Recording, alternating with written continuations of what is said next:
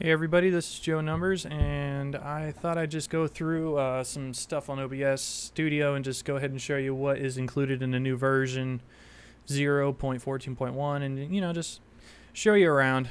Most people already know how OBS Studio works. I've been at this for about 7 years, so thought I could, just go through and show you guys some little fundamentals, some small things to try and get you the best quality out of your broadcast that you possibly can. Now, I've got mine set up into dark mode theme, obviously, so nothing really neat there. This is my bitrate setup. Now, I wanted to show you guys this because I actually discovered something recently which I thought really helped out a lot. Now, buffer size, you can tell, is really high. I have it set up high on purpose because from what I've read, X264, the higher the buffer size, the better it is when it comes to a lot of motion on your broadcast as to how great the picture quality will look.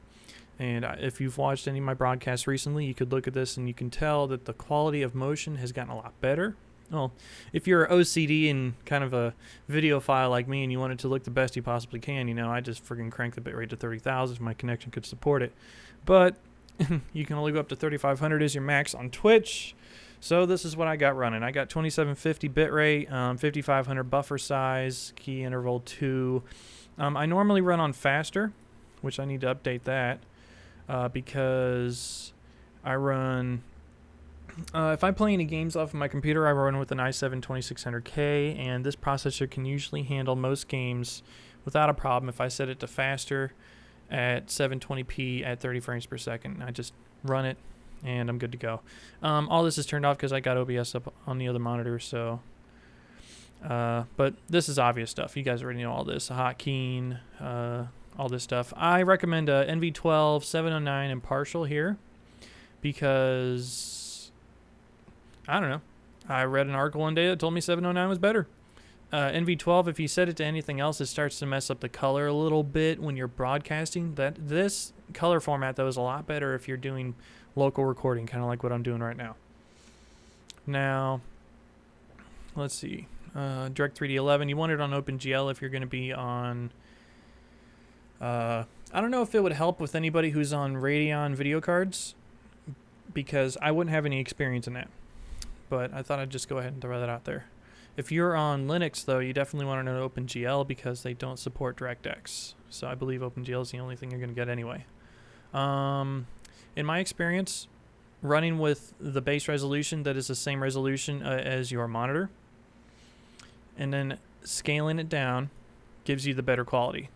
Over here on my local recording OBS that I'm running with over here, I have it set up with 1080p at 60 frames per second, and this is actually what I wanted to show you. We're going to get into local recording here. Let's check this out.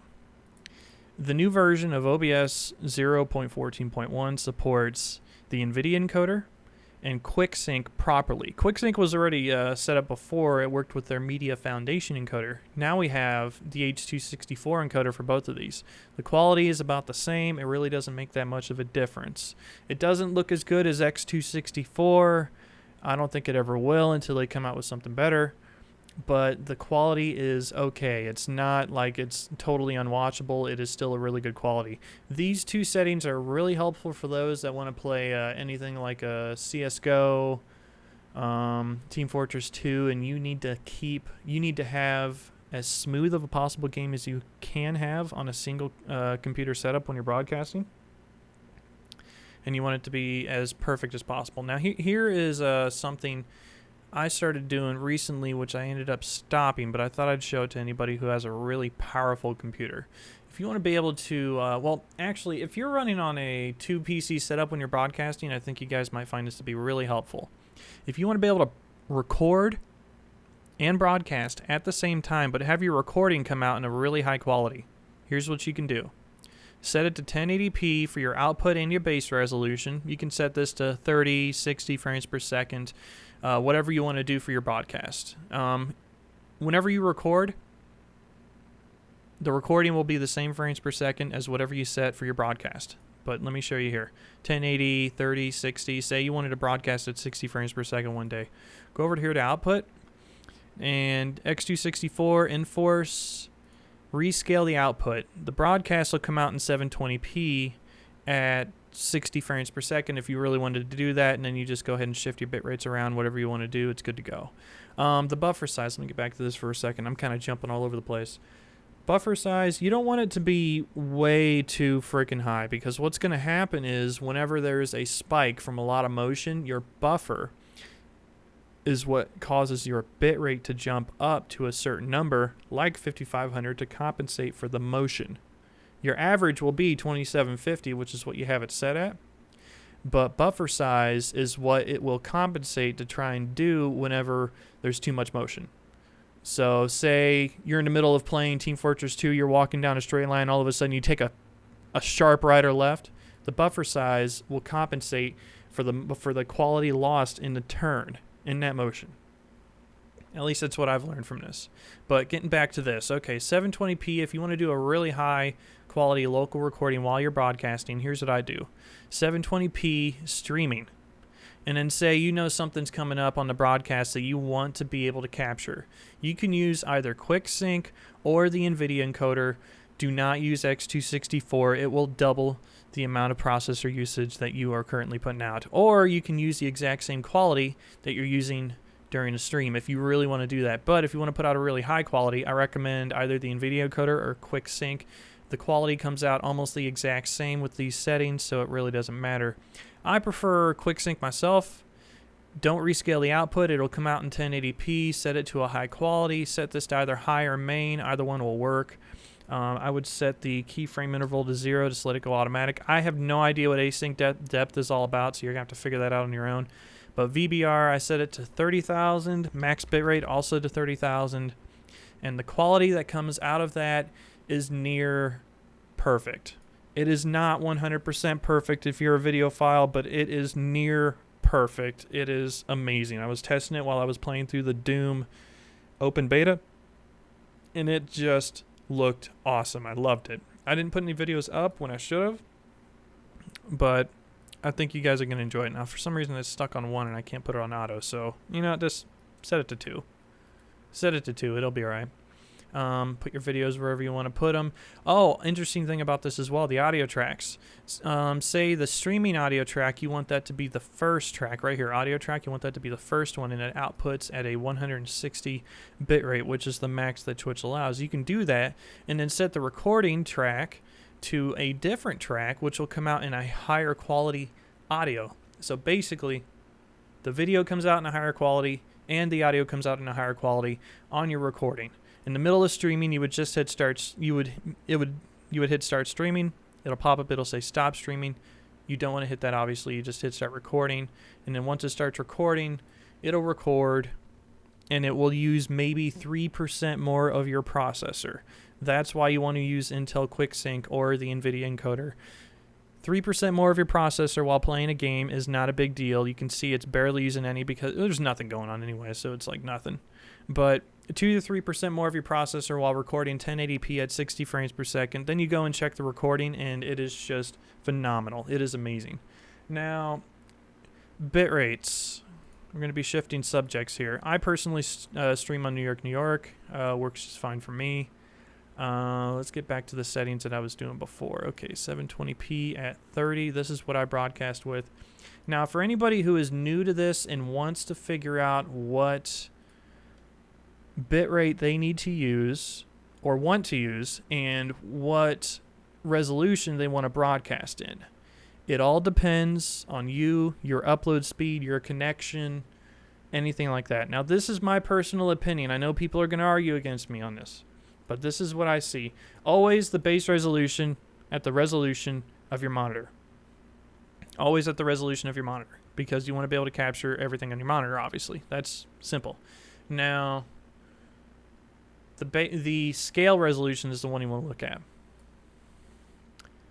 I used to broadcast at a 0.73 megabyte upload speed.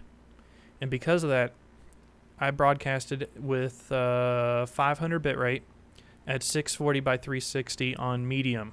That was on a Q6600 processor back in 2008, 2009. It has been a long time. I used to broadcast at 320 by 240 back in the day. It was terrible.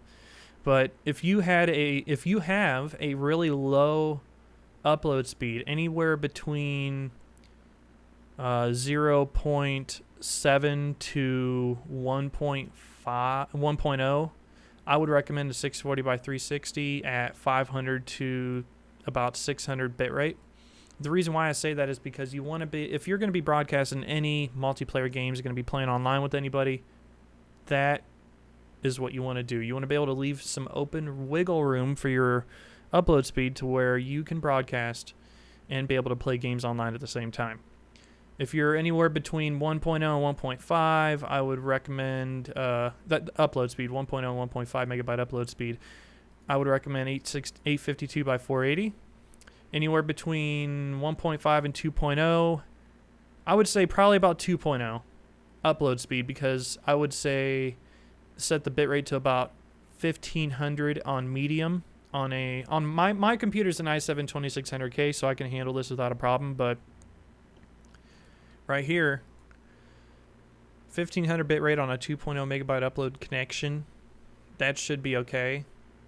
Now, if you're like me, I have an upload speed personally of about 6.25. I can handle some of the big, major quality that you can put out on Twitch. I have mine set up like this, like I said, 2750. There's a reason why for that, though. If I do not have a quality changer, I'm not partnered with Twitch. So people who are watching can buffer, and they can have issues, and they can't turn down the quality because of it. So I have it set to a lower bitrate than their maximum, because there are people who still buffer anyway. The buffer size really doesn't hurt anything that much, because it'll cause their connection to jump a little bit while they're watching, but it won't cause any extra buffering for anybody, because not only will it jump up to 5500, it'll dive right back down to even lower than 2750 because of the buffer change. So it still averages about 2750, so you're going to be fine on that. I think that's really about it. This is really a makeshift tutorial. There's really not much else I could tell you other than for 0.14.1. Let me grab something here really fast. I'm going to pop it over here on my other monitor so I can show you something. Now, I'm going to pick a random image. Here we go. And one thing I think you guys would really like about this is something that returned to 0.14.1 is alt cropping.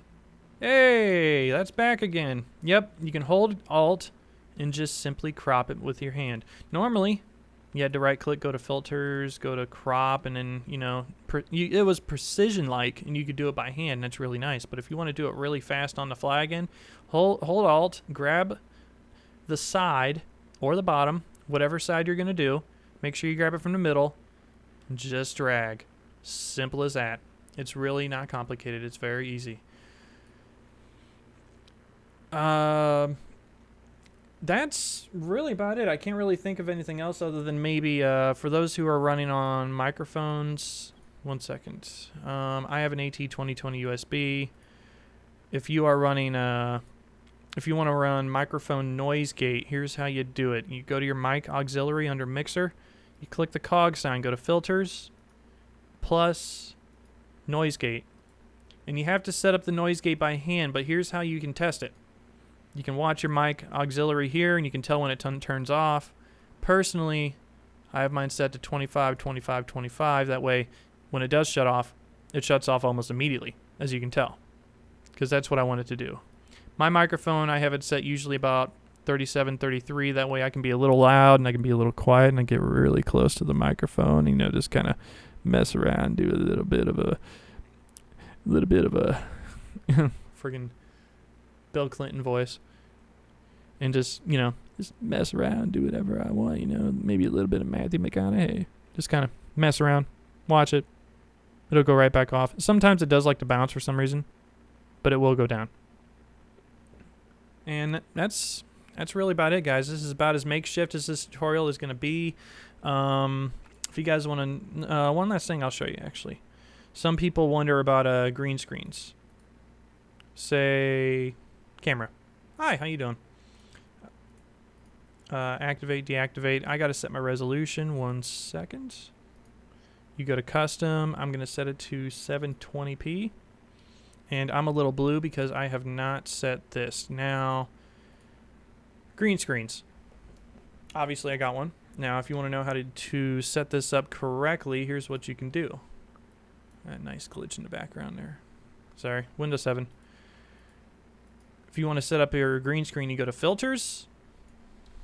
Go to Effect Filters. Go down to... There's Color Key and Chroma Key. I personally prefer Chroma Key. It's the easiest to work with. I've had no problems with it. Now, check this out.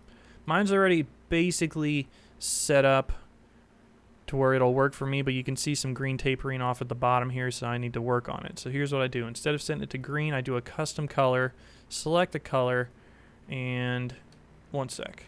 Let me turn off the filter. This is an easier way to do it, in my opinion. Take this, go to pick a screen color, and pick about the center of your green screen. Got it? Set. Done. Now I disappeared. Now check this out. Set this to about 50. This is my setup.